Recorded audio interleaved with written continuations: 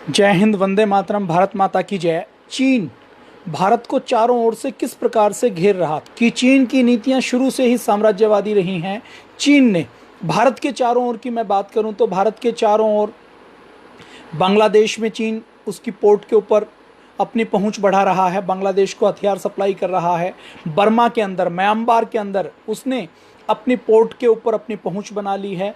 Burma और अपने अंडमान निकोबार के बीच में एक छोटा सा आइलैंड है, कोको आइलैंड, जो नेहरू जी ने आज़ादी के बाद बर्मा को गिफ्ट कर दिया कि हमारे पास तो बहुत से आइलैंड हैं अंडमान निकोबार के आसपास, ले लो आप। देखिए, अंडमान निकोबार, पोर्ट ब्लेयर, ये ऐसी आइलैंड की रेंज है, द्वीपों की रेंज है। उसमें लगभग 400 साढ़े 400 द्वीप हैं। उसमें जो सबसे पॉपुलेटेड द्वीप है वो पोर्ट ब्लेयर है। उसकी भी आबादी की बात करेंगे तो 4-5 लाख की आबादी है। बाकी द्वीप तो ऐसे हैं, कुछ ऐसे हैं जिसके ऊपर कोई भी व्यक्ति नहीं है, लेकिन उनकी अहमियत इतनी है कि पूरे हिंद महासागर में हमारी भारतीय नेवी को मजबूत करने का काम वो द्वीप करते हैं। तो अंडमान निकोबार से 35 किलोमीटर दूर वो द्वीप, कोको द्वीप, जो नेहरू जी ने आनंद भवन के कप प्लेट समझकर दान कर दिया था बर्मा को, म्यांमार को, वो बर्मा और म्यांमार ने चाइना को दे दिया। अब उसके नीचे आ जाइए, श्रीलंका के अंदर चाइना ने भारत को घेर लिया है। उसके और नीचे आ जाइए, जो सेशल्स द्वीप है, मालद्वीप है। इसके साथ साथ इधर जो अफ्रीका आती है, तो अफ्रीका के बहुत से देशों के साथ, और इधर और ऊपर आ जाइए तो ऊपर खाड़ी के देशों के साथ साथ पाकिस्तान के साथ ग्वादर में पोर्ट बना रहा है। इसके साथ साथ वो वन बेल्ट वन रोड एक योजना बना रहा है, न्यू सिल्क रूट बना रहा है। उसमें उसने यूरेशिया के सारे देशों को जोड़ने का काम, खाड़ी के सारे देशों को जोड़ने का काम, इतनी लंबी, कई हजार किलोमीटर लंबी वो रोड बना रहा है। वो रोड लगभग 60 देशों के अंदर से होकर गुजरेगी, वहाँ पर माल की सप्लाई करेगी, वहाँ की रेल लाइन बना रहा है, सड़क का हाईवे बना रहा है, रेल की पटरियाँ बिछा रहा है। इसके साथ साथ गैस की लाइन, तेल की पाइपलाइन बिछा रहा है, ताकि चाइना की ऊर्जा की ज़रूरतों को पूरा करने के लिए पूरी दुनिया से वो रॉ मटेरियल को मंगवा सके और अपना फिनिश प्रोडक्ट, अपना पक्का माल वो पूरी दुनिया को बेच सके। अफ्रीका के ऊपर विशेष रूप से नज़र है कि अफ्रीका तक पाकिस्तान के पीओके, हमारे गिलगित बाल्टिस्तान पीओके के अंदर से होते हुए, पाकिस्तान के अंदर से होते हुए पाकिस्तान के बलूचिस्तान में ग्वादर पोर्ट के ऊपर वो अपनी पहुंच बना रहा है, ताकि ग्वादर पोर्ट से सीधा वो अफ्रीका के साथ भी कनेक्ट हो पाए। तो इन सारी योजनाओं के ऊपर चाइना काम कर रहा है, और इतनी तेजी के साथ काम कर रहा है कि हम और आप अंदाजा नहीं लगा सकते। अब हुआ क्या, चाइना ताकतवर बन रहा है। चाइना की ये जो पॉलिसी चल रही है, ये पिछले 15 सालों से चल रही है। अब हुआ ये कि 2004 के बाद भारत में जो सरकार आई, कि जो 2014 से लेकर 2004 से लेकर 2014 तक जो सरकार रही, वो केवल घोटाले करने में व्यस्त रही। उसका ध्यान ये नहीं रहा कि चाइना क्या षड्यंत्र कर रहा है, हमको उसको क्या उत्तर देना है। तो चाइना ने भारत के चारों ओर से एक शिकंजा कस लिया है। उस शिकंजे से हम कैसे बच सकते हैं, भारत की सरकार उसके लिए क्या कर रही है, भारत की नेवी, भारत की आर्मी, भारत की सिक्योरिटी एजेंसीज उसका काट किस प्रकार से कर रही हैं। जैसे इसको पेंटागन की एक रिपोर्ट आई थी 2005 में, और उस पेंटागन की रिपोर्ट में 2005 में ही उन्होंने बता दिया था कि भारत को चारों ओर से घेरने का काम चाइना कर रहा है। लेकिन 2014 तक उसके ऊपर कोई एक्शन नहीं हुआ। फिर 2015 में एसोचैम की एक बैठक में हमारे एडमिरल पीपी रेड्डी जी वो बताते हैं कि चाइना किस प्रकार से षड्यंत्र कर रहा है, और उसमें रक्षा मंत्री से लेकर एसोचैम से भारत की जो कॉमर्स एंड इंडस्ट्रीज के सारे पदाधिकारी होते हैं, वो स्वदेशी के सारे पदाधिकारी होते हैं, जो अलग अलग फैक्ट्रियों के एमडी या मालिक होते हैं, तो उनके बीच में सारी बातें रखी जाती हैं। तो ये पता लगता है कि भारत के सामने कितना बड़ा खतरा हमारे सिर के ऊपर खड़ा हुआ है। तो ये सारा षड्यंत्र चल रहा है। अभी आप आने वाले समय में करंट की अगर आप इवेंट्स देखें तो पूरी दुनिया में अभी कोरोना फैला हुआ है। कोरोना को फैलाने में 7 देशों ने तो खुले तौर पर चाइना के ऊपर आरोप लगाया है कि ये कोरोना आपके यहाँ से फैला है। चाइना ने कोरोना को पूरी दुनिया में फैलने दिया, कोरोना को रोकने की कोई इंतजाम नहीं की। WHO को बुलाकर उसने WHO के साथ ये योजना बनाई कि कोरोना के ऊपर जो अलर्ट जारी करना है उसमें आप डिले कीजिए, उसको जल्दी से जारी मत कीजिए। उसके लिए जर्मनी ने आज आरोप लगाया है कि आपने WHO के साथ मीटिंग करके ये षड्यंत्र किया है। चाइनीज नया साल 25 जनवरी को आता है, 23 जनवरी के बाद आता है, जनवरी के लास्ट वीक में, तो उस समय उन्होंने अपने 60 से 70 लाख लोगों को वुहान से बाहर ट्रैवल करने दिया। वुहान से बाहर ट्रैवल करते हुए वो वायरस 150 देशों में पहुंच चुका है। लेकिन आज हम बात करें तो बीजिंग में, शंघाई में वो वायरस नहीं है। तो इन सारे षड्यंत्र में चाइना की भूमिका स्पष्ट हो जाती है। WHO के महानिदेशक का चयन करने में चाइना की बड़ी भूमिका रही। 2017 में जो उसका मिस्टर टुड्रोस का चुनाव हुआ, उसके चुनाव में पर्दे के पीछे गेम करने का काम सारा चाइना ने किया था। मेन मीडिया भी इन बातों को करने लगा है। वो सारी चीजें धीरे धीरे एक्सपोज हो चुकी हैं। USA ने WHO का बहिष्कार कर दिया है, कह दिया है कि हम नया WHO बनाएंगे। कुछ नए घटनाक्रम और हो रहे हैं। इन सारे घटनाक्रम के बीच में पूरी दुनिया में थर्ड वर्ल्ड वॉर के हालात बने हुए हैं। हम कहाँ खड़े हैं, चाइना कहाँ खड़ा है, हमारे सहयोगी कौन है, हमारे विरोधी कौन है। और अभी 8 बजे माननीय प्रधानमंत्री मोदी जी ने देश के नाम संदेश दिया। उस संदेश में उन्होंने 2 बातें बड़ी महत्वपूर्ण कही हैं। वो उन्होंने ये कही हैं कि हमारे देश में पहले PPE kit, mask, N95 mask नहीं बनते थे। आज देश के अंदर 2 लाख पर चलना है, स्वदेशी का पालन करना है। ये माननीय मोदी जी ने आज कहा है। अभी जो पूरी दुनिया की हम आज के एपिसोड में बात करने वाले हैं कि भारत ने इस स्ट्रिंग ऑफ पर्ल्स के काट में, भारत के चारों ओर जो मोतियों की माला, मैं तो कहता हूं कि वो काले नाग के फन हैं, वो एक तरीके से कोबरा हैं, जहरीले विषधर सांप हैं जो भारत माता के चारों ओर चाइना ने फैलाए हैं। लेकिन अमेरिका की पेंटागन ने उसका नाम दिया है, उस षड्यंत्र का, स्ट्रिंग ऑफ पर्ल। हम उसी नाम का प्रयोग करते हैं। तो उसका काट करने के लिए डायमंड नेकलेस उसको कहा जाता है, उसको कर्टन ऑफ आयरन कहा जाता है। ये पॉलिसी इंडिया ने अपनाई है। और पिछले कुछ समय से 2014 के बाद, मोदी जी के आने के बाद क्या क्या काम हुए हैं उनकी हम बातचीत करेंगे। भारत ने चाइना को किस प्रकार से घेरा है, या चाइना ने जो शिकंजा हमारे ऊपर कसा है उसका हमने किस प्रकार से उत्तर दिया है। देखिए, चाइना का प्रोपोगेंडा केवल चाइना के अखबारों में नहीं चलता। चाइना की टिकटॉक के ऊपर, चाइना की वीचैट के ऊपर, चाइना की लाइकी के ऊपर, यूसी ब्राउजर के ऊपर, डेली हंट के ऊपर नहीं चलता, जो चाइना के सर्वर से संचालित होती हैं। दुनिया के अंदर क्या चल रहा है? दुनिया के अंदर व्हाइट हाउस में जो ट्रंप मीडिया ब्रीफिंग करते हैं, उसमें चीनी मूल की एक पत्रकार पहुंची, उसने कुछ सवाल पूछे तो चाहे ट्रंप ने उसको धमका दिया और मीटिंग छोड़कर चले गए। और उन्होंने कहा कि आपको ये सवाल कोरोना वायरस के बारे में मुझसे नहीं, चाइना के साथ जाकर चाइना से पूछना चाहिए। तो इस कम्युनिस्ट मीडिया से केवल भारत के लोग परेशान नहीं हैं, इससे अमेरिका भी परेशान है। भारत के अंदर ये कम्युनिस्ट मीडिया क्या कर रहा है, मैं आपको बड़े बड़े समाचार पत्रों के नाम बताता हूं। जब उनके एडिटोरियल को हम देखते हैं तो उनके एडिटोरियल में चाइना समर्थित लोगों के, जिनकी मानसिकता चाइनीज है, जो कम्युनिस्ट हैं, उनके आर्टिकल एडिटोरियल में छापे जाते हैं। और उन आर्टिकल में ऐसा दिखाया जाता है कि जैसे चाइना तो बहुत दूध का धुला देश है, चाइना के अंदर तो कोई गड़बड़ नहीं है। और उसके विपक्ष में हम कुछ बोलना चाहें, कुछ कहना चाहें तो छापे नहीं जाते। क्यों?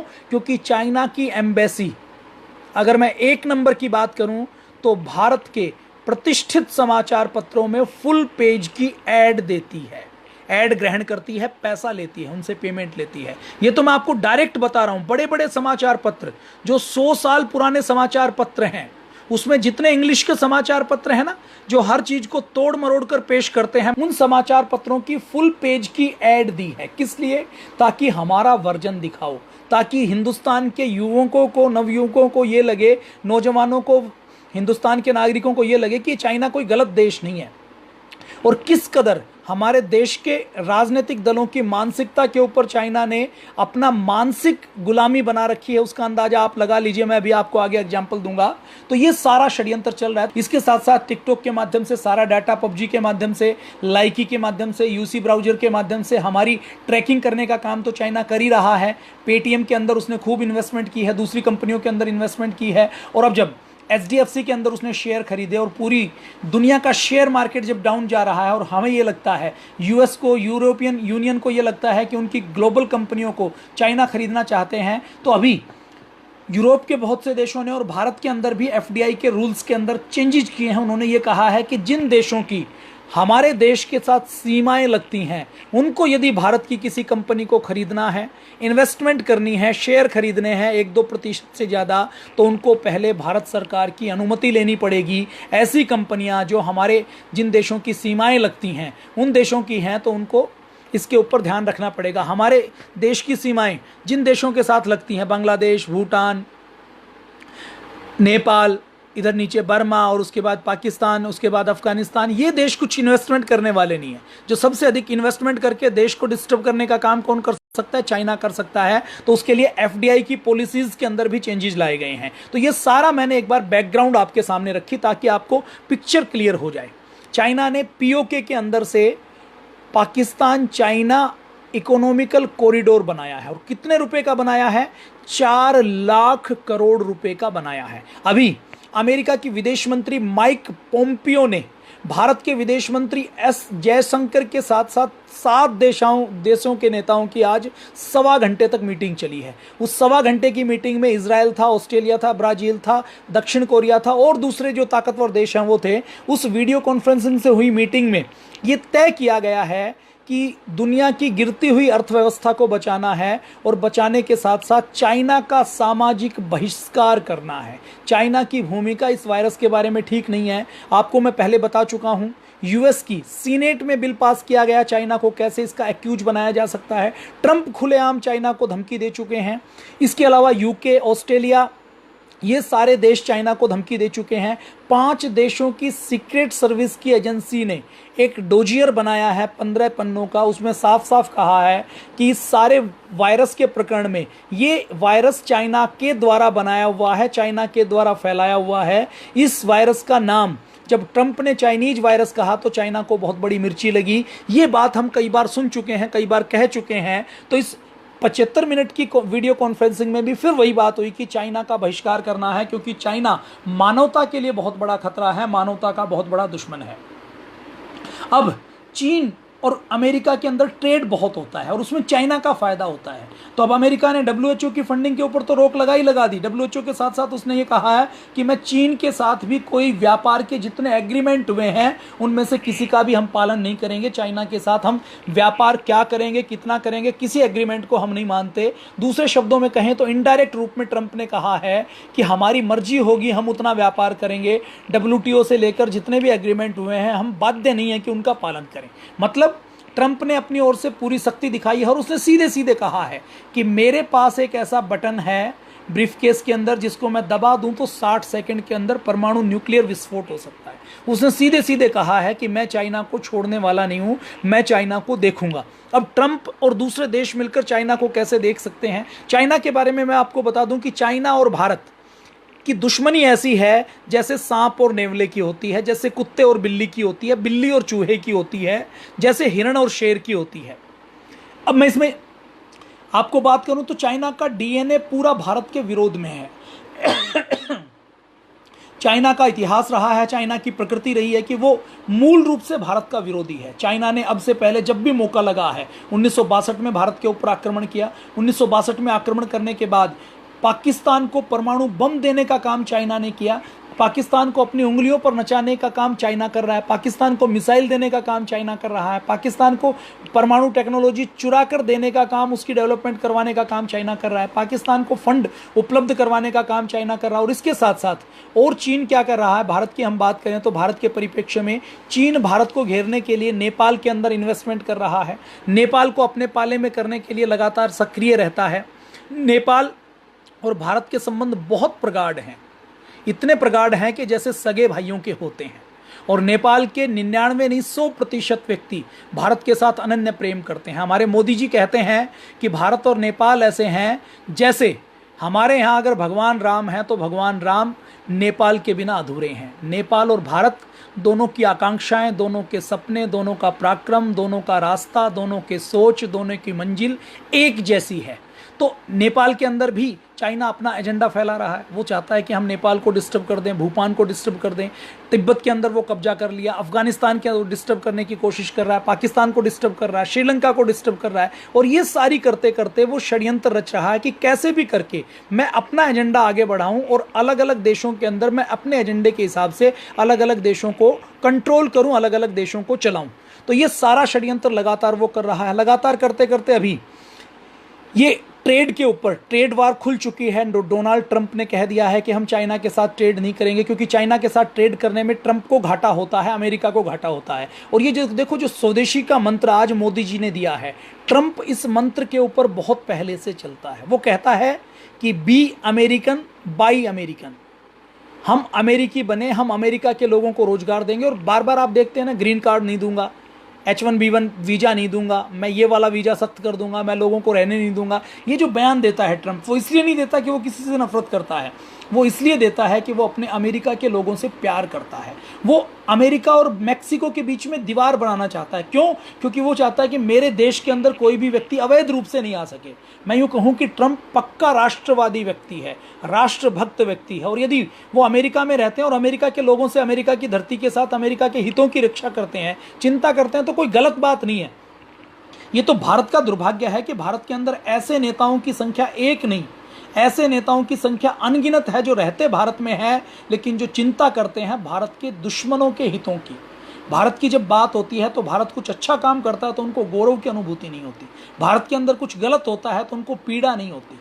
तो ऐसे लोगों की संख्या यहाँ ज़्यादा है। ट्रंप स्वदेशी के रास्ते पर चलने वाला है। और माननीय मोदी जी ने भी आज खुले शब्दों में कहा है कि हमें अगर ग्लोबल बनना है, ग्लोबल ब्रांड बनना है, ग्लोबल सप्लाई चेन बनना है, अगर ग्लोबल मैन्युफैक्चरिंग हब बनना है, ग्लोबल प्रोडक्शन हाउस बनना है, ग्लोबल फैक्ट्रियों को हम बुलाना चाहते हैं, ग्लोबल ब्रांड हम अपने भारतीय ब्रांड्स को बनाना चाहते हैं, तो उसके लिए सबसे पहले हमें लोकल को ग्लोबल बनाना पड़ेगा।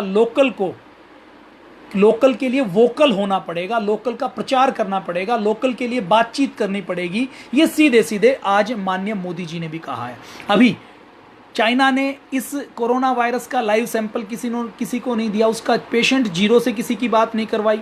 दूसरे देशों ने कहा कि हम आपके यहाँ आकर जांच करना चाहते हैं, तो जांच करने की अनुमति नहीं दी। जितने विदेशों के पत्रकार वहाँ पर थे सबको वहाँ से भगा दिया चाइना से। अपने देश में, चाइना में जिन जिन वैज्ञानिकों ने, जिन जिन डॉक्टर ने, जिन जिन साइंटिस्ट ने इस वुहान वायरस के बारे में बात की, डॉक्टर ली वेनलियांग से लेकर डॉक्टर फेना से लेकर टीवी रिपोर्टर से लेकर बिजनेसमैन से लेकर डॉक्टर से लेकर रिसर्चर से लेकर सबको उसने एलिमिनेट करवा दिया, सबको उसने गायब करवा दिया। अपने यहाँ उसने ये कानून पास करवा दिया कि कोई भी व्यक्ति इस वायरस के बारे में कोई रिसर्च रिपोर्ट नहीं छाप सकता, कोई यूनिवर्सिटी, कोई रिसर्च इंस्टीट्यूट नहीं छाप सकता। उसकी पूरी जांच की जाएगी और जांच करने के बाद ही उसके बारे में कुछ छापा जाएगा। कई देशों की लैब ने यह कहा कि आप हमें कोरोना का लाइव वायरस दे दीजिए ताकि हम वैक्सीन बनाने का काम करें। तो किसी भी देश के साथ चाइना ने कोऑपरेशन नहीं किया। और अब जब दुनिया के लगभग 110 रिसर्च लैब, अलग अलग लगभग 30-35 से ज़्यादा देश इसकी वैक्सीन बनाने के लिए, इसका ट्रीटमेंट करने के लिए लगे हुए हैं, तो चाइना षड्यंत्र कर रहा है। क्या षड्यंत्र कर रहा है? उसने अपने हैकर्स की टीम को लगा दिया है। हैकर्स की टीम को लगाकर हर इंस्टीट्यूट के अंदर, सर्वर के अंदर घुसकर, कंप्यूटर का अनऑथराइज एक्सेस करके वो वहां से जो रिसर्च हो रही है उसका डाटा उड़ाने का काम कर रही है। चाइना इधर लगा हुआ है, वो कहता है कि हमने दवा बना ली है। देखिए, जो 8 प्रकार की वैक्सीन जो अभी क्लिनिकल स्टेज में पहुंची हैं, उनमें से 4 वैक्सीन केवल चाइना की है। चाइना ने 23 जनवरी को वुहान में लॉकडाउन किया, 24 जनवरी को वो पेटेंट फाइल करते हैं कि हमने कोरोना की वैक्सीन के लिए हमें दवाई बन गई है और हम इसके लिए पेटेंट फाइल करते हैं। दवाई हमारी क्लिनिकल स्टेज में है, दवाई के ऊपर और रिसर्च चल रही है, लेकिन पेटेंट फाइल कर रहे हैं। और WHO को क्या कहते हैं, पूरी दुनिया को क्या कहते हैं कि ये छोटा सा सर्दी जुकाम का वायरस है, इससे कुछ होने वाला नहीं है, तो चिंता मत करो। तो जिसका DNA स्ट्रक्चर, जिसका बायोलॉजिकल स्ट्रक्चर सारा पता हो, जिसका ट्रीटमेंट हमने बना लिया हो और उसके बारे में मैं यूं कहूं कि इसके बारे में जानकारी नहीं है, तो उससे ज़्यादा मक्कारी कुछ हो नहीं सकती। तो चाइना की मक्कारी के विषय में हम बात करें, तो चाइना की मक्कारी की बात करें तो 10 घंटे तक एक पूरी कथा बन सकती है चाइना की मक्कारी की। तो हम चाइना की मक्कारी के ऊपर ज़्यादा बातचीत नहीं करेंगे। अब USA की FBI और होमलैंड सिक्योरिटी विभाग ने यह साफ साफ कहा है, अमेरिका की जांच एजेंसी ने और अमेरिका के समाचार पत्रों ने कहा है कि अमेरिका के जितने रिसर्च इंस्टीट्यूट हैं उनके ऊपर हैकर्स का अटैक बढ़ गया है। अलग अलग मालवेयर भेजकर, अलग अलग फिशिंग भेजकर उनके पासवर्ड हैक करना, उनके सिस्टम को हैक करके जानकारियां चोरी करने की कई घटनाएं हो चुकी हैं। तो उन्होंने पूरी दुनिया की लैब्स को कहा है कि आप जो रिसर्च कर रहे हैं उसको चाइनीज हैकर से बचा कर रखें। और जब चाइना से सवाल जवाब करने के लिए WHO से RTI लगाकर, RTI तो नहीं, डिमांड करके उन्होंने, अमेरिका के सीनेटर्स ने पूछा है कि ये वायरस कब आया, आपको कब सूचना मिली, आपने टीम कब भेजी, आपने कब चाइना के साथ क्या क्या बातचीत की, इमरजेंसी कब घोषित की। इन सारी बातचीत के ऊपर स्टेप बाय स्टेप जब चाइना के सीनेटर ने WHO से पूछा, सारा रिकॉर्ड उपलब्ध करवाने की बात की, तो उसके बाद जब अमेरिका ने चाइना के साथ कुछ सवाल किए, USA ने कुछ सवाल किए, और USA ने जब कहा, ऑस्ट्रेलिया ने सवाल किए, ऑस्ट्रेलिया ने जब कहा कि आपको इनका उत्तर देना पड़ेगा, तो चाइना ने धमकाया, ऑस्ट्रेलिया को धमकाया। आप देखिए, यदि चाइना ऑस्ट्रेलिया जैसे देश को धमका सकता है, तो ये जो छोटे छोटे देश हैं ना, बर्मा, बांग्लादेश, श्रीलंका, मालदीव, केन्या, अफ्रीका के जितने देश हैं, इधर थाईलैंड, इधर Malaysia, Singapore, Hong Kong, Taiwan, South Korea, Vietnam, इन देशों की तो कोई औकात नहीं है। ये देश चाइना के साथ कहीं खड़े नहीं हो सकते। तो ऑस्ट्रेलिया जैसे देश को चाइना ने सीधे सीधे, चाइना के राजदूत ने हड़काया, धमकाया कि तुम ज़्यादा कोरोना वायरस के बारे में चूं चपड़ करोगे, ज़्यादा बातचीत करोगे, तो हम तुम्हारा इलाज कर लेंगे, हम तुम्हें देख देंगे, हम तुम्हारा इंपोर्ट एक्सपोर्ट का इतना गड़बड़ कर देंगे कि तुम अपनी सप्लाई को मेंटेन नहीं कर पाएंगे। तो ऐसे धमकाने का काम आज कर रहा है। और अभी चाइना का वन बेल्ट वन रोड, जो चाइना अपना ग्रैंड न्यू सिल्क रूट बना रहा है, वो चालू नहीं हुआ है। अभी चाइना वर्ल्ड पावर बना नहीं है।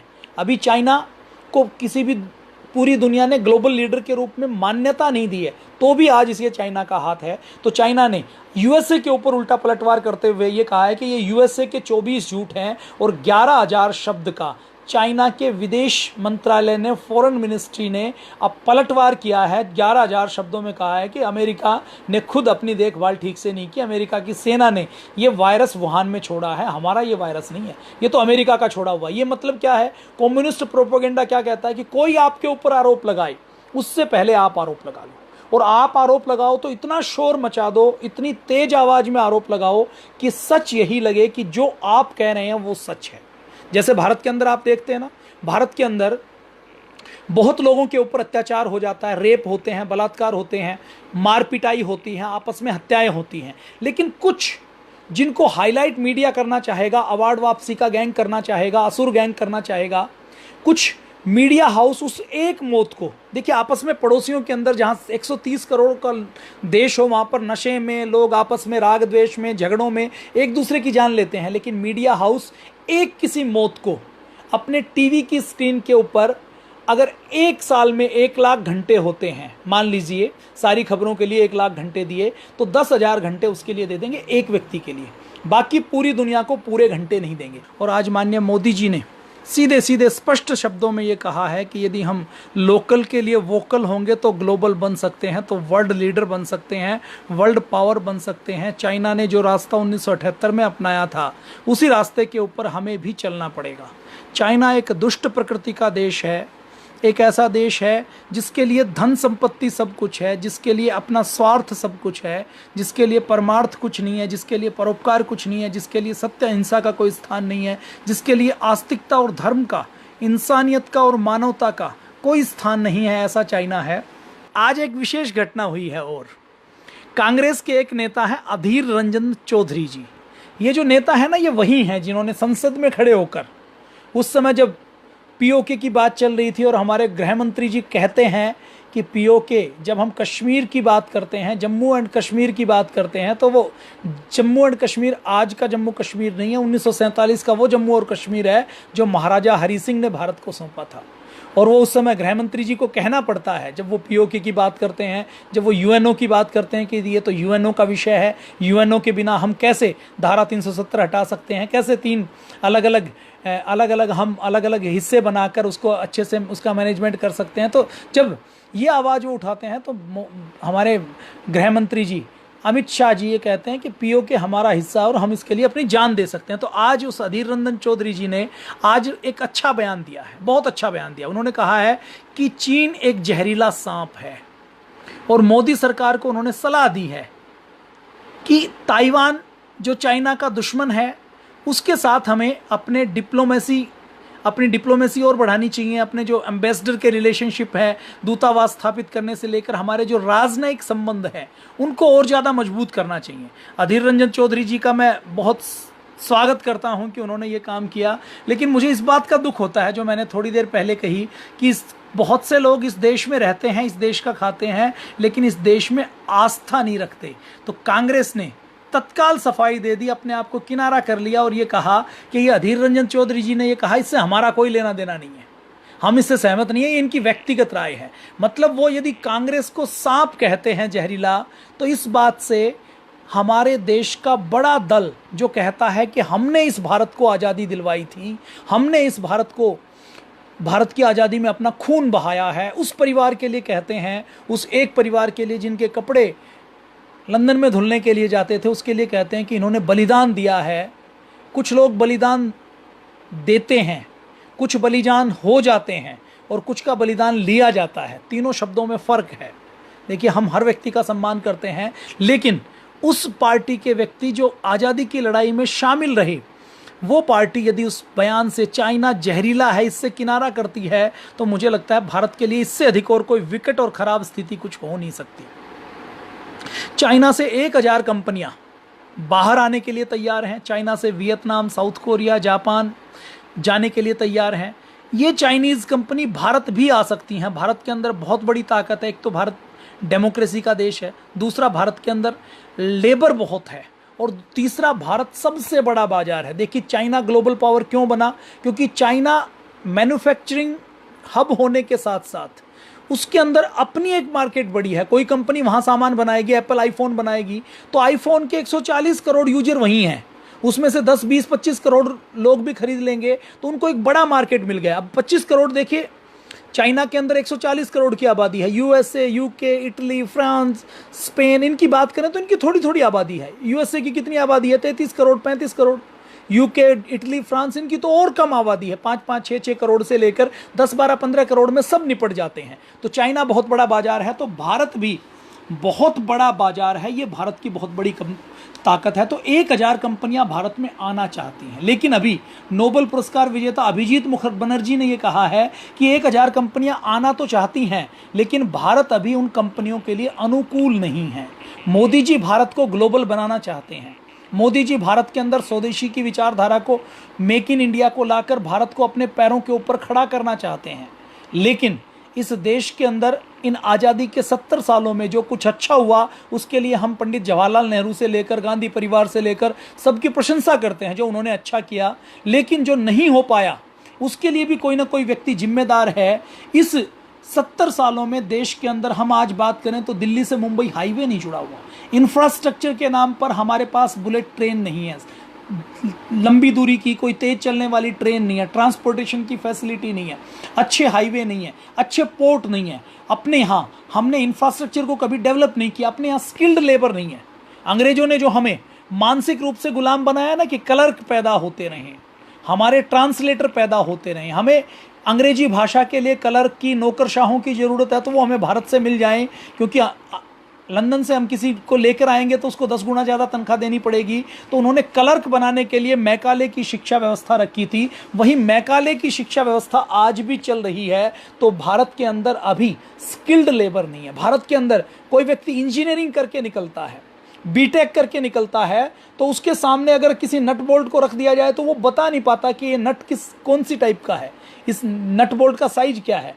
हम ऐसा देखते हैं कि अपने यहाँ ऐसे मिस्त्री होते थे, ऐसे जिन्होंने इंजीनियरिंग की डिग्री नहीं ली, लेकिन वो देखकर बता देते थे कि ये पाइपलाइन की लंबाई इतनी है, इसकी चौड़ाई कितनी है, इसकी मोटाई इतनी है। मशीन की आवाज़ सुनकर बता देते थे। तो मैंने तो जिंदल स्टेनलेस में काम किया है, मेंटेनेंस में भी काम किया है, प्रोजेक्ट में भी काम किया है। तो वहाँ पर मशीन की आवाज़ सुनकर बता देते थे कि इस मशीन के इस हिस्से में ये गड़बड़ हो सकती है और इसका ये समाधान हो सकता है। तो ये भारत के अंदर टेक्निकल स्किल नहीं है, मतलब स्किल्ड लेबर नहीं है। भारत की स्किल्ड की बात करें तो चाइना के अंदर कोई लेबर यदि 1 घंटे में 1.5 गुना काम करता है तो भारत का 1 गुना ही कर पाता है। तो भारत के अंदर अभी इंफ्रास्ट्रक्चर के लेवल पर, दूसरी चीज़ों के लेवल पर बहुत बड़ी कमी है। भारत की नौकरशाही अपने आप में बहुत बड़ी अड़चन है। और भारत के अंदर सबसे बड़ी अड़चन क्या है? भारत के अंदर ये मानसिकता जो कम्युनिस्ट लोगों ने भारत के रग रग में बिठा दी कि पैसा कमाना तो पाप है, कारखाने लगाना तो पाप है, किसी फैक्ट्री को चलाना तो महापाप है। उन्होंने ऐसा सिद्ध करके दिखा दिया, ऐसा दिखा दिया कि यदि कोई व्यक्ति कारखाना चलाता है, यदि कोई व्यक्ति फैक्ट्री चलाता है, यदि कोई व्यक्ति बड़ा बिजनेस करता है, इसका मतलब वो चोर है, इसका मतलब वो जुल्म करने वाला है। मतलब अक्रमण्यता को, निकम्मेपन को, खाली बैठने को इन कम्युनिस्ट लोगों ने इतना महिमा मंडन किया कि खाली बैठे रहो, सब समान रहेंगे, साम्यवाद आएगा, कम्युनिज्म आएगा और सब बैठकर खाएंगे, सबको बराबर मिलेगा। ये करते करते उन्होंने भारत के पुरुषार्थ को मारने का काम किया है। तो भारत के अंदर काम करने की उस जिजीविषा को जगाना है, उद्योग की उस जिजीविषा को जगाना है। माननीय मोदी जी ने आज जो कहा ना, हम लोकल को पसंद करेंगे तो ग्लोबल बनेंगे, लोकल के लिए वोकल बनना है। इसका अर्थ क्या है? स्वदेशी का प्रचार प्रसार करना है। मैं रात को 10:15 बजे आपके सामने बैठा हूँ और आप सब जाग रहे हैं, तो ये आप और हम मिलकर लोकल को वोकल होकर ग्लोबल बनाने का काम कर रहे हैं, स्वदेशी का प्रचार कर रहे हैं। हमने चाइना के बारे में जो डिस्कशन किया है ना, ये चीन के बारे में डिस्कशन है, ये आर्मी के वार रूम की बातें हैं, ये एम्बेसी की बातें हैं, एम्बेसडर की बातें हैं, ये नेवी की बातें हैं। ये हम क्यों कर रहे हैं? ताकि हमारे अंतिम व्यक्ति को पता हो, हिंदुस्तान के एक एक युवक को पता हो कि ये खतरा केवल इतना नहीं है कि हमने पिचकारी प्रयोग कर ली तो पिचकारी चाइना की है, ये मूर्ति चाइना की है, क्या फ़र्क पड़ता है, हमने थोड़ा सस्ता मिला तो प्रयोग किया। उसके पीछे का पूरा दर्शन एक एक व्यक्ति को पता होना चाहिए कि चाइना ये जो कर रहा है, इसका खतरा कितना है, इसका नुकसान कितना बड़ा है। तो अब चाइना को भारत कैसे काउंटर करना है? देखिए, मोदी जी 2014 में आए, 2014 में जो सरकार बनी, जो 202 लोग अभी देख रहे हैं, उनमें से बहुत से लोग ऐसे हैं जिन्होंने गांव-गांव जाकर मोदी जी के प्रचार प्रसार करने का काम किया है। तो मोदी जी के सरकार के बनने के बाद उन्होंने कई चीज़ें ऐसी की जिसमें चाइना की उस भारत माता के शिकंजे को ढीला करने का, उसको काटने के लिए काम किया। तो उन्होंने एक तो सबसे पहले आते ही 2014-15 में आते ही विदेश के साथ अपनी जो विदेश नीति है उसकी पूरी समीक्षा की, उस विदेश नीति को मजबूत बनाने का काम किया। देखिए, चाइना ये शिकंजा कसने का काम कब से कर रहा है? 2001, 2, 3, 4 से शुरू कर देता। अब 2004 से लेकर 2015 तक जब चाइना के बारे में पेंटागन तक को पता लग जाता, उसकी रिपोर्ट आ जाती है, लेकिन हमारे देश में जो उस समय की सरकार रही 4 से लेकर 14 तक, वो सोती रही, उसने कोई प्रयास नहीं किए। तो अभी भारत में क्या किया है? भारत में इन सबको रोकने के लिए देखिए, हिमालय को घेर लिया है, मैंने आपको बताया, नेपाल का बताया, तिब्बत का बताया, अफगानिस्तान का बताया, पाकिस्तान का बताया, नीचे बर्मा का बताया, बांग्लादेश का बताया, श्रीलंका का बताया, मालदीव का बताया, सेशल्स का बताया। ये सारे नाम मैं आपके सामने बार बार क्यों ले रहा हूं? ताकि आपको याद हो जाए। आपको केवल श्रोता नहीं बनना, आपको वक्ता बनना है, आपके दूसरों लोगों को बता। अब मोदी गवर्नमेंट ने आते ही 2014 से लुक ईस्ट पॉलिसी बनाई।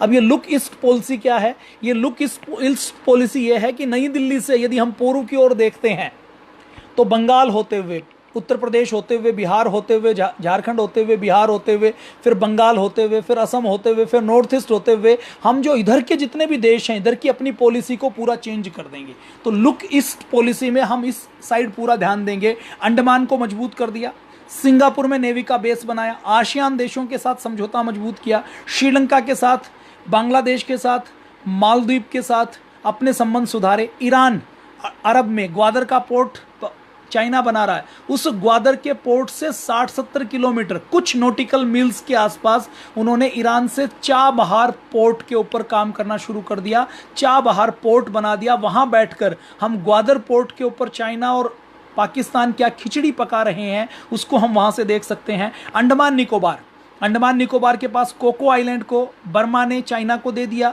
वहां पर वो अपना बेस बना रहा है, इलेक्ट्रॉनिक सर्विलेंस लगा रहा है, अपने रडार लगा रहा है, अपने इक्विपमेंट लगा रहा है, अपनी सबमरीन तैनात कर रहा है, अपने वारशिप लगा रहा है। तो वहां उसके पास ही अंडमान में हमने LS-5 क्राफ्ट कैरियर, नेवी के जो एयरक्राफ्ट कैरियर है उसको तैनात कर दिया 2014 के बाद।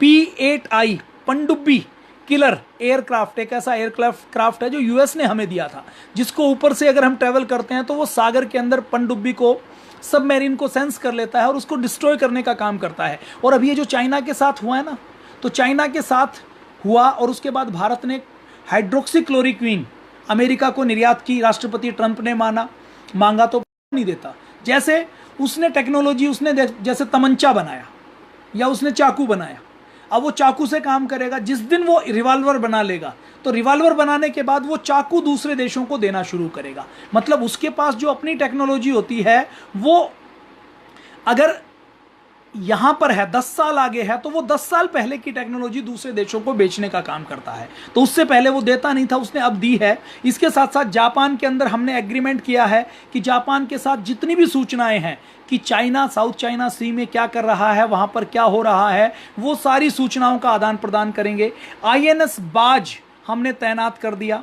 कैंपबेल में नेवी का बेस बना लिया। मलक्का के एरिया में ब्रह्मोस की मिसाइल हमने तैनात कर दी। अब हमने देखा कि चाइना के कौन कौन से देश ऐसे हैं जो चाइना के दुश्मन हैं। कौन कौन से देश हैं? वियतनाम है, ताइवान है, साउथ कोरिया है, जापान है, इधर फिलीपींस के साथ उसका झगड़ा चलता है, थाईलैंड के साथ भी झगड़ा चलता है, जितने उसके पड़ोसी देश हैं उन सब के साथ उसका झगड़ा चलता है। तो उसमें से जो मजबूत देश है, जैसे वियतनाम है, ये मजबूत देश है, लड़ाई हो जाए तो यूएस के साथ भी लंबे समय तक टक्कर लेता रहा। उसको वियतनाम के पास, जापान के पास अलग अलग जगह के ऊपर ब्रह्मोस मिसाइल हमने दी और कहा कि तैनात करो। अब वहाँ साउथ चाइना सी में चाइना के पड़ोस में किसी के पास हथियार रहेगा, कोई पागल सांड रहेगा तो चाइना को कभी भी टक्कर मार सकता है। ओमान का पोर्ट हमें मिलिट्री के यूज के लिए डोकम का पोर्ट मिल गया। अब ये ओमान का डोकम का पोर्ट कहाँ है, मैं आपको एक बार मैप दिखाता हूँ ताकि आपको क्लियर हो जाए। ये देखिए, ये आप जो मैप देख रहे हैं ना, इस मैप में आप देख पा रहे होंगे, इस मैप में ये देखिए, ये भारत है, ये भारत के साथ साथ बांग्लादेश है, बर्मा है, बर्मा के साथ साथ ये ताइवान से लेकर वियतनाम से लेकर दूसरे देश हैं, ये चाइना है, चाइना के इधर पाकिस्तान है, इधर नेपाल है, नेपाल के साथ ये इधर तिब्बत होता था, इधर अफगानिस्तान लग जाता है। नेपाल में ये जो हमारा पीओके है, इस पीओके से नेपाल का ये ग्वादर का कोर्ट है, ये ग्वादर के पोर्ट के साथ ये ईरान शुरू हो जाता। तो ईरान में हमने चाबहार पोर्ट के ऊपर पूरी डेवलपमेंट की है। चाइना ने हमें यहाँ से होनन आइलैंड से लेकर यहाँ से होते हुए वो हमें चारों ओर से घेर रहा है। ये मलक्का की खाड़ी है, ये मलक्का की खाड़ी है। ये मलक्का की खाड़ी से चाइना का देखिए जितना भी व्यापार होता है वो इस मलक्का की खाड़ी से होता है। अब 1971 का जो युद्ध हुआ था उसमें हमने क्या किया था, 1971 में पाकिस्तान यहाँ पर है और ये जो बांग्लादेश है ये पूर्वी पाकिस्तान है। भारत की राह ने मुक्ति वाहिनी को यहाँ पर सपोर्ट दी, उसको प्रशिक्षण दी, उसको हथियार उपलब्ध करवाए। यहाँ विद्रोह हुआ, उस विद्रोह में जो ठीक थे उनका साथ दिया, इंसानियत के नाते, मानवता के नाते। पाकिस्तान के साथ युद्ध हुआ, हमारी नेवी ने पूरा हिंद महासागर ब्लॉक कर दिया। यहाँ पर गाजी नाम की पनडुब्बी थी, उसको डुबा दिया। कराची के ये ग्वादर से के पास ही कराची का एयरपोर्ट है, तो कराची के पोर्ट को तहस नहस कर दिया। पाकिस्तान की नेवी पूरी पंगु हो गई। हिंद महासागर के ऊपर हमारा पूरा राज्य था। चाइना पाकिस्तान का सहयोग करना चाहता था, चाइना चाहता तो यहाँ पर पाकिस्तान को बड़ा सहयोग दे सकता था, पूर्वी पाकिस्तान जो उस समय होता था। लेकिन भारत ने क्या किया, ये जो मलक्का की खाड़ी है यहाँ पर अपनी नेवी से पूरा रोक लगा दिया। अब ये देखिए, चाइना का जितना भी, ये जो चाइना है इसके साउथ चाइना सी इसको लगता है, अगर इसको जितना भी इंपोर्ट और एक्सपोर्ट करना होगा वो साउथ चाइना सी से करेगा। ये यहाँ मलक्का की खाड़ी से होते हुए ये फिर अरब की खाड़ी से, ओमान की खाड़ी से, खाड़ी देशों से और पूरा दूसरे कॉन्टिनेंट से ये मिलेगा। अब यहाँ मलक्का की खाड़ी में यदि रोक लगा दी जाए, हिंद महासागर में भारत की स्थिति बहुत मजबूत है, यहाँ पर वो रोक लगा दे तो चाइना अपना इंपोर्ट एक्सपोर्ट कुछ नहीं कर पाएगा। और 1971 में जब चाइना ने ये देखा तो वैकल्पिक तौर पर चाइना ने यहाँ से वन बेल्ट वन रोड परियोजना शुरू की है, जो इधर के सारे देशों को जोड़ेगी, उधर यूरेशिया के देशों को जोड़ेगी, इधर पाकिस्तान को जोड़ेगी और इधर से होते हुए अफ्रीका को जोड़ेगी। यहाँ देखिए अफ्रीका है, यहाँ पर मालदीव है, ये दिखाई नहीं दे रहे इस मैप में। तो यहाँ पर चाइना ने इस प्रकार से ये सारा घेरा कसा है।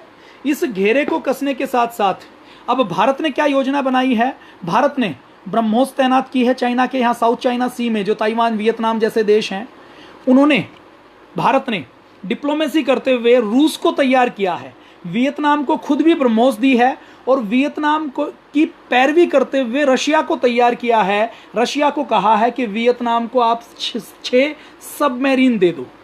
अब ये वियतनाम को सबमरीन यदि मिल जाती हैं तो वियतनाम और चाइना का 36 का आंकड़ा है, दोनों के अंदर भयंकर युद्ध है, दोनों का डीएनए बिल्कुल अलग है। तो हमने दुश्मन का दुश्मन दोस्त वियतनाम को तैनात कर दिया, चाइना यहाँ वियतनाम के साथ उलझा हुआ है। देखिए चाइना, कभी भी आपने देखा होगा चाइना के रोड के ऊपर, चाइना के ऊपर आप जहाँ कहीं देखते हैं तो वहाँ पर भिंडत होती है, डोकलाम के अंदर, भूटान के बॉर्डर के ऊपर, लेकिन कभी गोलियाँ नहीं चलती, कभी गोले नहीं चलते। चाइना भारत के साथ कभी खुद युद्ध नहीं करना चाहता। क्यों? क्योंकि भारत के साथ ट्रेड होता है। भारत एक सुपर पावर है, भारत एक परमाणु पावर है, भारत की मिसाइलों की जद में पूरी चाइना आती है। लेकिन चाइना क्या करता है, चाइना पाकिस्तान को सपोर्ट करता है, और पाकिस्तान को सपोर्ट करते हुए चाइना की पॉलिसी क्या रहती है कि हम पाकिस्तान को और भारत को लड़ाएं, ताकि वो पीछे रहे, पाकिस्तान के साथ भारत उलझता रहे तो वो पीछे से पाकिस्तान को हथियार देता रहे, खुद नहीं उलझे और पाकिस्तान के साथ हमें उलझाकर कमजोर कर सके। ऐसी योजना पर चाइना लगातार काम करता है। तो अब वियतनाम के अंदर ये हम काम कर रहे हैं। ये इधर देखिए पोर्ट ब्लेयर है, ये जो म्यांमार है ना, म्यांमार के पास यहाँ पर पोर्ट ब्लेयर है, और यहीं पर कोको आइलैंड है। ये जो कोको आइलैंड है ये नेहरू जी ने बर्मा के पास था तो इसको गिफ्ट कर दिया। अब गिफ्ट करने के बाद नेहरू जी ने बर्मा को गिफ्ट किया, बर्मा ने ये कोको आइलैंड चाइना को गिफ्ट कर दिया। चाइना ने अंडमान निकोबार, देखिए हमारा जो अंडमान निकोबार है, पोर्ट ब्लेयर है, उसके कारण पूरे साउथ चाइना सी में हिंद महासागर में हमारी स्थिति बहुत मजबूत हो जाती है। अब ये कोको आइलैंड जैसे ही बर्मा ने चाइना को दे दिया तो हमारी स्थिति यहां पर बड़ी कमजोर पड़ जाती है। अब इन सब पर पार पाने के लिए भारत अपनी डिप्लोमेसी कर रहा है। भारत क्या कर रहा है, श्रीलंका के अंदर यहां पर कोलंबो का पोर्ट है, कोलंबो के पोर्ट के साथ ये हम्बनटोटा नाम की एक जगह है, यहां पर चाइना ने हम्बनटोटा में पोर्ट बनाया, श्रीलंका के अंदर अपना अड्डा बना लिया। श्रीलंका उसका कर्ज चुका नहीं पाया और चाइना ने बहुत से देशों को अपने कर्ज के जाल में फंसाया है। अब श्रीलंका जब वो कर्ज नहीं चुका पाया तो चाइना ने कहा कि इस पोर्ट को मैं चला लेता हूं, और चाइना यहां हम्बनटोटा पोर्ट में बैठ गया आकर। अब यहां बैठ के वो भारत के चारों ओर ठिकानों के ऊपर नजर रख सकता है, अपना रडार लगा सकता है, अपनी सिस्टम लगा सकता है। यहां पर वो अपनी नेवी रखेगा तो कभी युद्ध की स्थिति होगी तो यहां नेवी रहेगी, यहां नेवी रहेगी, तो कभी भी चाइना के ऊपर हम दबाव नहीं बना पाएंगे कि उसको वहीं पर रोक दे। तो उसका शिप वहां से चले और वहां से आकर लड़ाई करे, एक अलग अलग ठिकाने उसके यहीं पर बन जाए, तो वो हमारे भारत के लिए बहुत बड़ी कमजोरी हो जाएगी। तो ये षड्यंत्र चाइना कर रहा है। और क्या कर रहा है, मैंने आपको बताया था कि चाइना यहाँ श्रीलंका के साथ साथ मालदीव में उसने द्वीप ले लिए हैं। इसके साथ साथ इधर जो अफ्रीका है, अफ्रीका के केन्या में, मोनसाबा में, यहाँ पर कई जगह उसने अपने अड्डे बना लिए हैं। यहाँ पर वो अड्डा अपना ग्वादर में बना ही चुका है। इधर पीछे वन बेल्ट वन रोड के नाम से उसने अड्डा बना लिया है। अफगानिस्तान के अंदर भी वो घुसपैठ करने की कोशिश कर रहा है।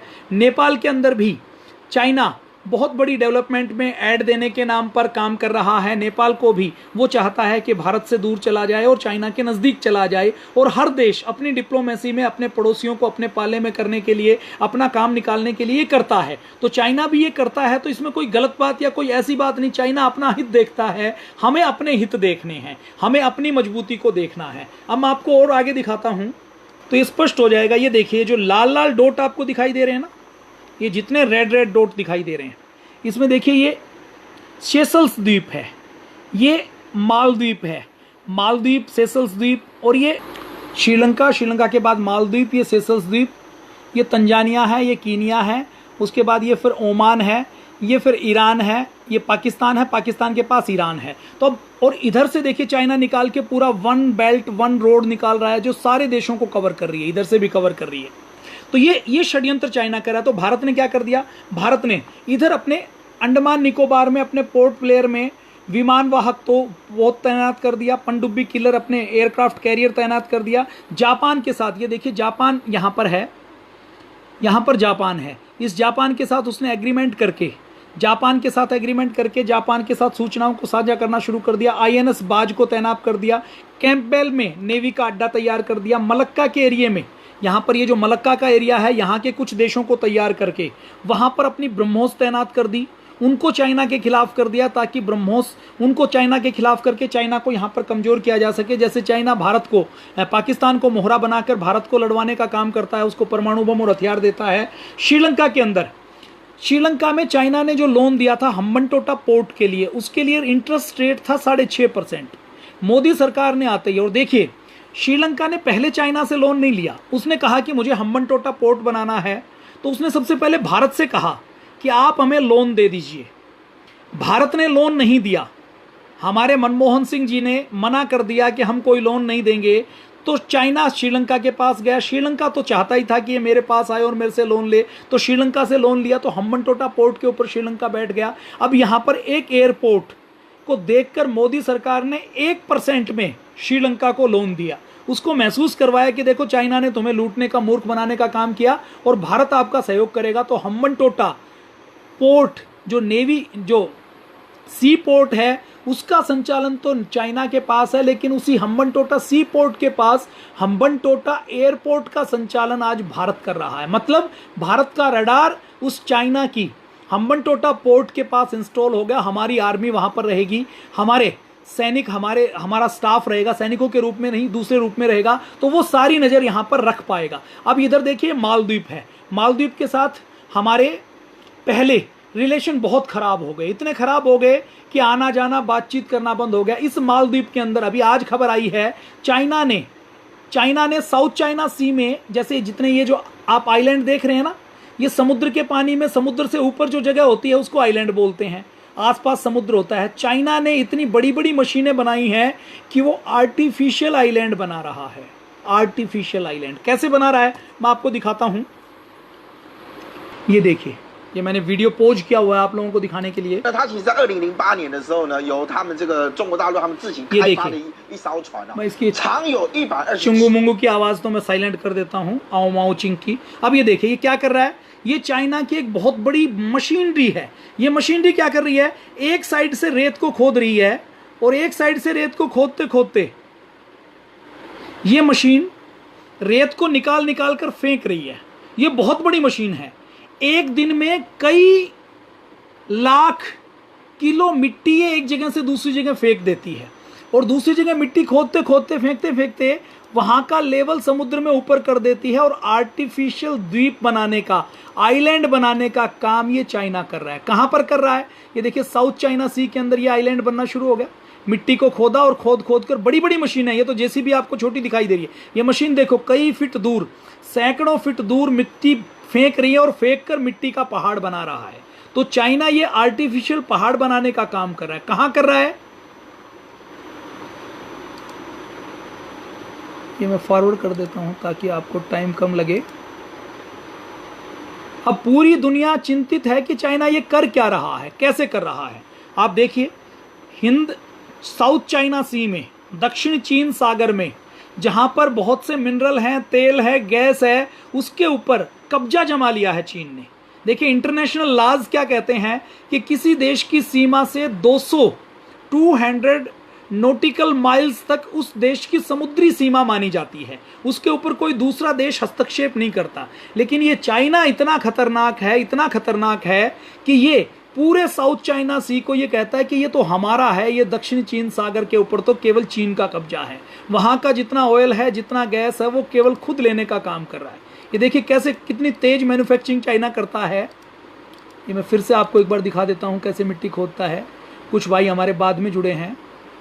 ये देखिए, ये साउथ चाइना सी में वो आइलैंड बना रहा है, आर्टिफिशियल आइलैंड बना रहा है। मतलब किसी देश के पास जाकर वो अपनी मशीन लगाएगा, वहां पर ऐसे मिट्टी खोदकर जमीन ऊपर लाकर आइलैंड बना लिया, द्वीप बना लिया और वहां पर अपना नौसैनिक बेस बना देता है, अपना हवाई पट्टी बनाकर अपने हवाई जहाज रख देता है।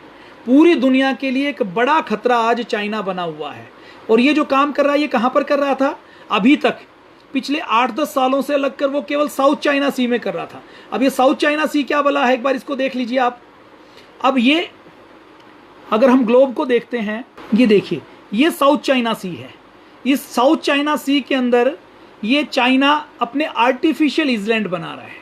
ये साउथ चाइना सी के अंदर ये फिलीपींस है, यहाँ पर वियतनाम है, यहाँ पर वो मिट्टी खोद खोद कर आर्टिफिशियल आइलैंड बना रहा है, आर्टिफिशियल द्वीप बनाकर। इसके साथ मालद्वीप के अंदर आर्टिफिशियल आइलैंड बना रहा है। इसके साथ साथ और क्या कर रहा है, भारत से अभी आज ही खबर आई है 600 किलोमीटर दूर, जहां केवल 20 मिनट लगेंगे हवाई जहाज को उड़ने में और भारत तक पहुंचने में, वहां पर उसने इसी मशीन को लगाकर हिंद महासागर के अंदर उसने ऐसे ही आर्टिफिशियल आइलैंड बनाने का, द्वीप बनाने का काम कर दिया।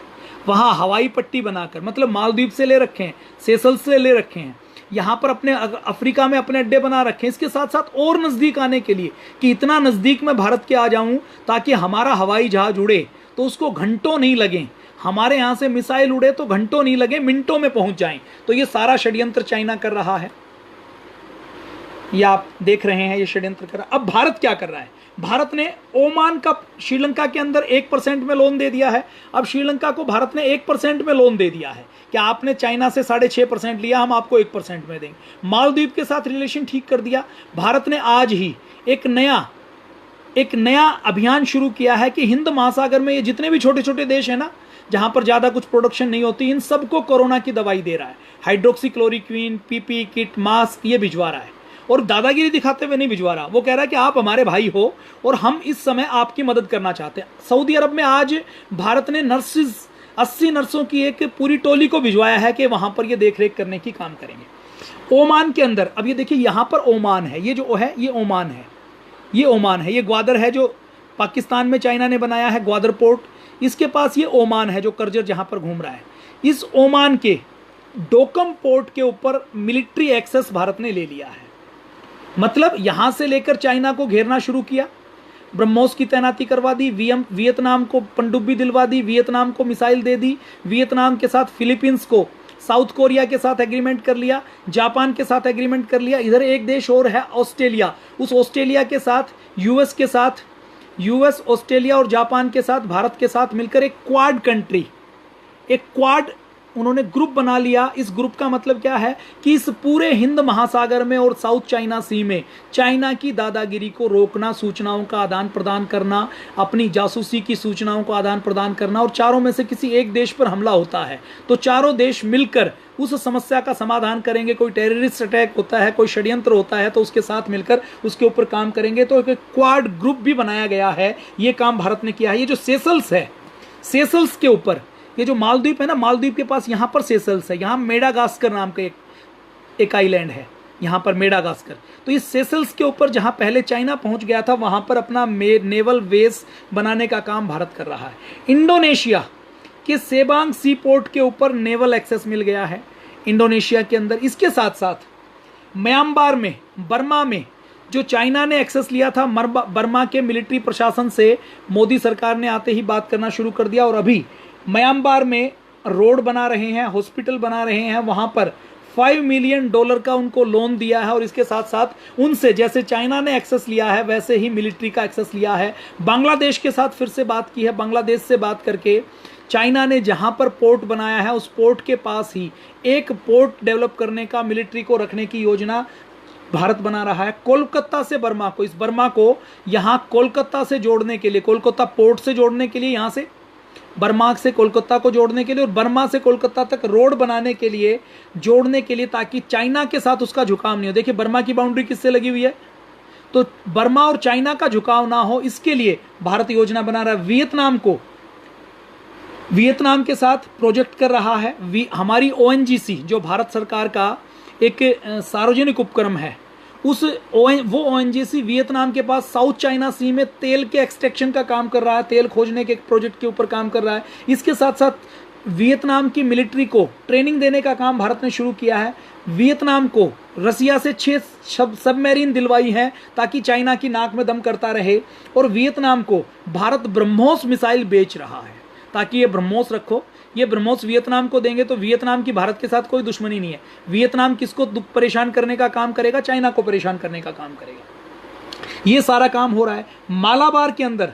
मालाबार के नाम से यहाँ पर हिंद महासागर में एक एक्सरसाइज की जाती है। उसमें कौन कौन भाग लेते हैं? ये जो क्वाड कंट्री है ना, यूएस, जापान, ऑस्ट्रेलिया, ये भारत, ये सब इसमें भाग लेते हैं। और ये भाग लेकर चाइना को एक तरीके से वार्निंग देते हैं कि ये हिंद महासागर कोई तुम्हारे बाप की बपोती नहीं है। ये हिंद महासागर ये एक वैश्विक शांति का मार्ग है, और हम चारों यहाँ पर देख रहे हैं, यहाँ पर ज़्यादा दादागिरी दिखाई तो हम आपको उत्तर देंगे। अब ये सारा कार्यक्रम हो रहा है। फ्रांस के साथ भारत की सरकार ने मोदी गवर्नमेंट आने के बाद एक एग्रीमेंट किया है। वो एग्रीमेंट क्या किया है कि फ्रांस के जितने भी नेवल बेस हैं, मतलब फ्रांस ने अपने यहाँ पर जो जैसे पूरे फ्रांस की हम बात करें तो कई जगह पर फ्रांस ने अपने नेवल बेस बना रखे हैं अलग अलग देशों में। तो पूरी दुनिया में जितने फ्रांस के नेवल बेस है वो भारत की नेवी के शिप उसको यूज कर पाएंगे, उनके साथ इंफॉर्मेशन साझा कर पाएंगे। इधर जो मेडागास्कर एक देश है, इस मेडागास्कर के अंदर भी भारत ने मेडागास्कर के पास रीयूनियन के नाम से एक आइलैंड है, उसके ऊपर भी काम करके उसके ऊपर अपना काम करना शुरू कर दिया। अफगानिस्तान की मिलिट्री को ट्रेनिंग भारत देता है, अफगानिस्तान के साथ अपने संबंध और अच्छा करना शुरू कर दिया। देखिए अफगानिस्तान भी मुस्लिम देश है, लेकिन अफगानिस्तान की प्रकृति पाकिस्तान जैसी नहीं है। अफगानिस्तान के लोग पाकिस्तान का साथ नहीं देते, वो भारत को अपना भाई मानते हैं, भारत के साथ नज़दीकी महसूस करते हैं। तो अफगानिस्तान को सपोर्ट करने का काम भारत कर रहा है। इसके साथ साथ भारत ने एक काम और किया है, और काम क्या किया है, उन्होंने एक प्रोजेक्ट मौसम के नाम से ईरान, इराक, यूएई, मिस्र, Kenya, Sri Lanka, Malaysia, Singapore, Thailand, Djibouti, इन सब के साथ एक एग्रीमेंट किया है, लगभग 35 देशों के साथ। इसके साथ उन्होंने ये एग्रीमेंट करके ये कहा कि मौसम की, तूफान आने की, आपकी मछुआरों का सहयोग करने की, आपके साथ सैटेलाइट की जानकारियां साझा करने की। देखिए जो छोटे छोटे देश हैं ना, इनके पास कोई सैटेलाइट नहीं है, हर देश की कैपेसिटी नहीं होती कि वो सैटेलाइट लॉन्च कर सके, या सैटेलाइट लॉन्च करके उसके डाटा को एक्सेस करके उससे किसी परिणाम के ऊपर पहुंच पाए। भारत आज यदि स्पेस साइंस में कहीं किसी लेवल के ऊपर है तो उसमें बड़ा योगदान किसका है? उसमें बड़ा योगदान है भारत की स्वदेशी वैज्ञानिकता का, स्वदेशी मेधा की, स्वदेशी शक्ति का। तो भारत ने इन सब के साथ प्रोजेक्ट मौसम शुरू किया है कि हम उपग्रह की कुछ चीज़ें आपके साथ सैटेलाइट साझा करेंगे। कल्चरल रिलेशन बनाए हैं, एक डिपार्टमेंट बनाकर कि कल्चर के नाम पर, संस्कृति के नाम पर हम आपके साथ नज़दीकी बढ़ाएंगे। अभी देखिए नेपाल और भारत की बात करें तो भारत और नेपाल की संस्कृति लगभग साझी संस्कृति है। नेपाल और भारत की संस्कृति की जितनी बॉन्डिंग है, वो बॉन्डिंग इतनी मजबूत है कि वहां पर बाकी सब चीजें गौण हो जाती हैं। इसी तरह भारत ने मलेशिया के साथ, सिंगापुर के साथ, थाईलैंड के साथ ये सब काम किया। और क्या काम किया है, यहाँ पर एक तजाकिस्तान के नाम से एक छोटा सा देश है, उस तजाकिस्तान नाम के देश में जो चाइना के बॉर्डर के पास लगता है, वहां पर फारकोन के नाम से एक एयर बेस है। उस फारकोन के एयर बेस का एक्सेस भारत ने ले लिया है। उस फारकोन के एयर बेस का एक्सेस मिलने से भारत के हवाई जहाज वहां पर रुक सकते हैं, वहां पर फ्यूल को रिफिल कर सकते हैं। उस एयर बेस को यूज करके वो एक रणनीतिक तौर पर भारत की बड़ी ताकत बढ़ जाती है। भारत की नेवी को मजबूत करने के लिए हमारी सरकार काम कर रही है, एयरक्राफ्ट कैरियर बनाने का काम कर रही है। देखिए 2003-4 में भारत की नेवी ने यह कह दिया, 2003-4 में खुलेआम कहा कि हमें तत्काल नेवी के मॉडिफिकेशन की आवश्यकता है। चाइना जिस प्रकार से एग्रेसिव तरीके से लगा हुआ है, उस तरीके से हमें अपनी सारी टेक्नोलॉजी को बदलकर मॉडिफिकेशन करना पड़ेगा। लेकिन 10 साल तक मुझे आग लगती है, मुझे बड़ा दुख होता है कि 10 साल तक, जब मैं आपको रिपोर्ट बताता हूं 2011-12 की, तो उस समय रिपोर्ट आती है कि सेना के पास लड़ने के लिए गोला बारूद नहीं है, 10 दिन लड़ने के लिए गोला बारूद नहीं है। आज हमारी सेना के पास 40 दिन तक लड़ने के लिए गोला बारूद है। ये ताकत देश की मोदी सरकार ने प्राप्त की है, और हम हर राष्ट्रवादी व्यक्ति का अभिनंदन करते हैं, मोदी जी का भी अभिनंदन करते हैं कि वो प्राणापण से इस देश को बचाने के लिए लगे हुए हैं। इंदिरा गांधी जी का भी सम्मान करते हैं, उन्होंने परमाणु विस्फोट किया, उन्होंने पाकिस्तान के टुकड़े किए, उन्होंने भारत का मिसाइल प्रोग्राम आगे बढ़ाया, उसके लिए हम उनका आभार व्यक्त करते हैं। अटल बिहारी वाजपेयी जी ने खुद उनको दुर्गा कहा था। मोदी जी ने और क्या किया है, यूएस के साथ एक लिमुआ एग्रीमेंट किया है। ये लिमुआ एग्रीमेंट क्या है, यूएस के जितने भी बेस हैं उन बेस को इस्तेमाल किया जा सकता है, यूएस के साथ सूचनाएं साझा की जा सकती है। एक और देश है छोटा सा, यदि हम यहाँ अरब देशों के अंदर देखते हैं तो एक छोटी सी टिकारी सी, बिल्कुल छोटा सा, इतना छोटा, ये जो निब जितनी है ना, ये मेरी निब जितनी आपको दिखाई दे रही है पेन की, उतना एक छोटा सा देश है। कौन सा देश है? इजराइल। उस इजराइल का हमने सदा उसकी उपेक्षा की, कोई हमारा प्रधानमंत्री वहां पर गया नहीं। मोदी जी पहली बार वहां पर गए और इजराइल को अपना बनाकर उन्होंने बहुत सी टेक्नोलॉजी इजराइल से ली। इजराइल यूएस को साथ लेकर, ऑस्ट्रेलिया को साथ लेकर, जापान के साथ लेकर एक ऐसा ग्रुप बनाया है जो चाइना को टक्कर देने का काम कर सकता है। मालाबार एक्सरसाइज के नाम से युद्ध का अभ्यास किया जाता है, जिसमें अड़ोस पड़ोस में सब लोगों को लग जाता है कि भारत इतना कमजोर नहीं है जितना कि हम सोचते हैं, और चाइना की कभी हिम्मत भी नहीं होती भारत के ऊपर जो डायरेक्ट अटैक कर सके।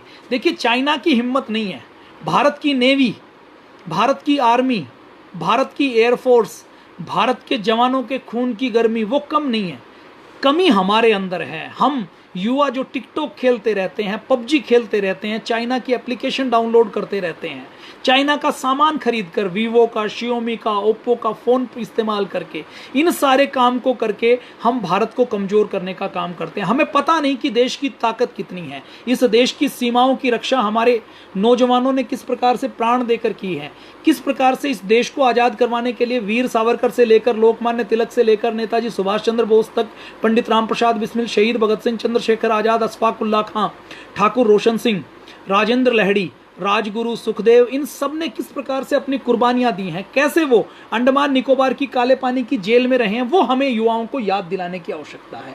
हमें हमारा स्वाभिमान जगाना है, अपना स्वाभिमान जगाकर राष्ट्र का गौरव जगाना है। हमारे अंदर वो भाव जगाने हैं कि हमें अपने भारत को विश्व गुरु भारत बनाना है। तो आज, और भारत नेवी के अंदर कितना आगे रहता था, मैं आपको एक एग्जाम्पल देता हूं। छत्रपति शिवाजी महाराज, जिनको फादर ऑफ इंडियन नेवी कहा जाता है, उनके एडमिरल होते थे। कब? अब से 320 साल पहले, 1680 में, 340 साल पहले कान्होजी आंग्रे। और जब कान्होजी आंग्रे उस समय जो अपनी नेवी रखते थे, छत्रपति शिवाजी महाराज के नेवी के एडमिरल थे, उन्होंने अंग्रेजों के भी अपनी नेवी के जहाज़ों से छक्के छुड़ाए हैं। तो इतना मजबूत हमारा भारत देश रहा है। इस भारत देश को और मजबूत बनाना है, और मजबूत बनाने के लिए सबसे जो जरूरी काम है, वो सबसे जरूरी काम ये है कि भारत की दोबारा से हमें रीप्रोग्रामिंग करना है। भारत की रीप्रोग्रामिंग करके हमें भारत के अंदर भारत के गौरव को जगाना है, भारत के अंदर भारत के गौरव के भाव को जगाना है। हम आज हो सकता है चाइना के पूरे सामान का बहिष्कार नहीं कर पाएं, लेकिन हमारे मन में एक भाव तो हो कि यदि हम चाइना का सामान खरीदते हैं तो हर साल 4 लाख करोड़ रुपए वो पैसा जो चाइना को जाता है, जो हमारा व्यापार घाटा है, जो हमारा इंपोर्ट और एक्सपोर्ट का ट्रेड डेफिसिट है, वो 4 लाख करोड़ रुपए चीन में जाते हैं। चीन की सरकार के चीज से चीन की कम्युनिस्ट पार्टी को जाते हैं, वहां से चाइना की मिलिट्री को जाते हैं, चाइना की मिलिट्री से चाइना से पाकिस्तान की सरकार को जाते हैं, पाकिस्तान की सरकार से पाकिस्तान की मिलिट्री को जाते हैं, उससे पाकिस्तान की आईएसआई को जाते हैं, और पाकिस्तान की आईएसआई के बाद वो सारा पैसा कश्मीर में आतंकवादियों को जाता है। ये जहां पर बर्मा से लेकर, श्रीलंका से लेकर, बांग्लादेश से लेकर, जहां पर लोन देकर, ट्रेड के नाम पर, व्यापार के नाम पर, डेट के नाम पर, कर्जे के नाम पर जो चाइना ने फंसाया है ना, उसमें से 4 लाख करोड़ रुपए हर साल हम खुद अपनी पिचकारी खरीद कर, लक्ष्मी माता की मूर्ति खरीद कर, खिलौने खरीद कर, फोन खरीद कर चाइना को देते हैं। तो संकल्प कर लीजिए कि मैं चाइनीज उत्पादों का प्रयोग नहीं करूंगा।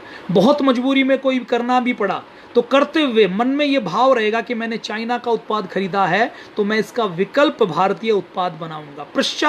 पश्चाताप का भाव हो, प्रायश्चित का भाव हो, और उसका प्रायश्चित यही है, यदि आपने जीवन में चाइना के उत्पाद का प्रयोग मजबूरी में किया है, करना पड़ रहा है, आपके पास फ़ोन चाइनीज है, तो उसका एक ही तरीका है कि आप संकल्प ले लीजिए, इस चाइनीज फ़ोन से मुझे जो पैसा चाइना को देना पड़ा है उसका प्रायश्चित यही है कि इस चाइनीज फ़ोन से मैं स्वदेशी का प्रचार प्रसार करूंगा, चाइना को, पाकिस्तान को, देश के दुश्मनों को एक्सपोज करने का काम करूंगा, देश के युवाओं को जगाने का काम करूंगा।